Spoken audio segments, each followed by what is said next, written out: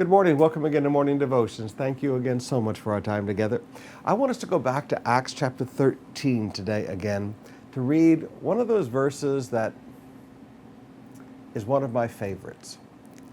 Chapter 13, verse 22. After removing Saul, he made David their king. He testified concerning him. I have found David, son of Jesse, number one, a man after my own heart. Number two, he will do everything I want him to do. I want a heart like that. I want a heart like that. I want a heart like King David's. I want a heart that God looks at me and says, he's a man after my own heart.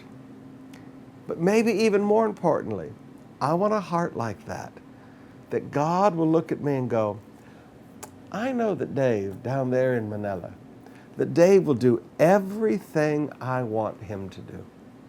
I want God to feel that confident with me because of my heart. I want a heart like that. Now brothers and sisters, we live in a world in which people have all their own ambitions and all their own desires, and I'm not saying all that is all wrong. But don't you want a heart like David?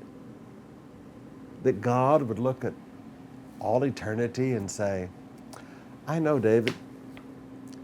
I know that young man grew up on the hills of Bethlehem.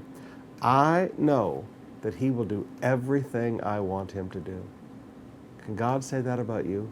Can God say that about me? Now that's something for us to spend some time praying about today. That our heart is so focused and so committed and so devoted and so dedicated and so faithful that God looks at us and says, everything I want them to do, they will do it.